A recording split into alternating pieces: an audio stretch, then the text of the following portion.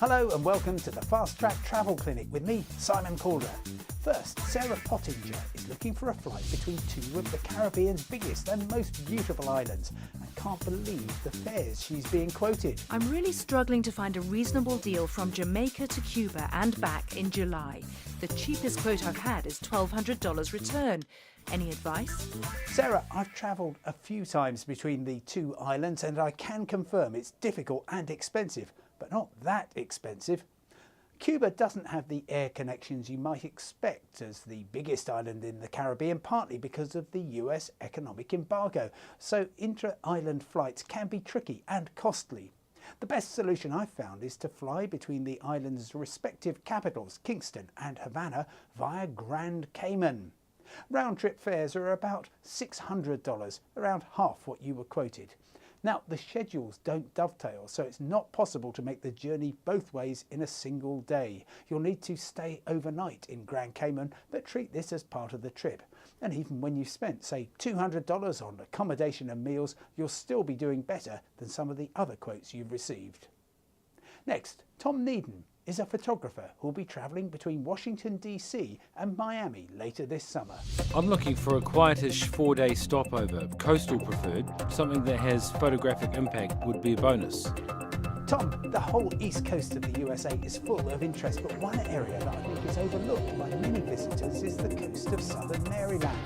Just a couple of hours drive from Washington DC takes you to Ocean City and beyond it the windswept wilderness of Assateague Island National Seashore.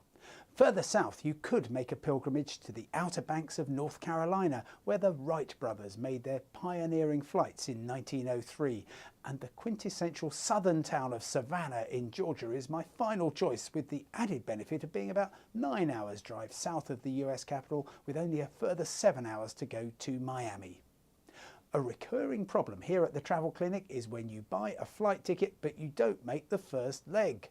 Ross Stewart was flying from Naples via Rome to New York with his girlfriend last month. Unfortunately, we missed the flight from Naples and joined the flight at Rome. As a result, we were charged more than we paid for the original tickets. Is it normal to be fined for missing a connecting flight? Strange as it may seem, paying a fortune for a new ticket is absolutely normal, Ross. All the big network carriers stipulate you must fly all the sectors on your ticket or buy a brand new one at a much higher price.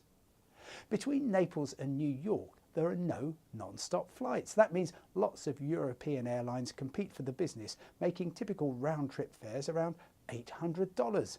But from Rome to New York, there's a premium for the non-stop flights. About $1,000 is an average fare. Some travellers have taken advantage of this discrepancy. As a result, the airlines police their rules very keenly, as I'm afraid you found out to your considerable cost. Finally, Stephen Hilsom is planning to move from Malaysia to Poland and has a delicate luggage issue. I have 2 bottles of champagne to take with me. I can't imagine the regulations will allow me to carry the champagne in my hand luggage. However, would it be safe in my suitcase, in the hold of the airplane? Stephen, you're right about the strict rules on liquids, aerosols and gases, or LAGs as they're known.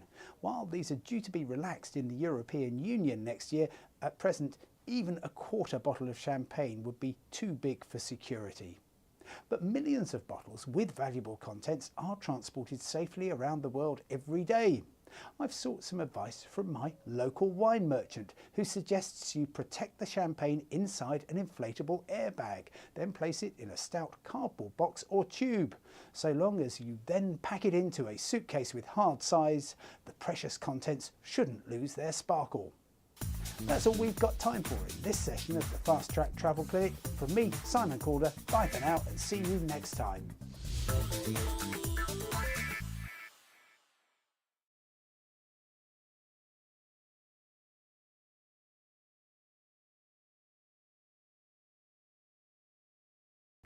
Later on the Fast Track Travel Clinic, you book a round-trip ticket but can only fly the first leg.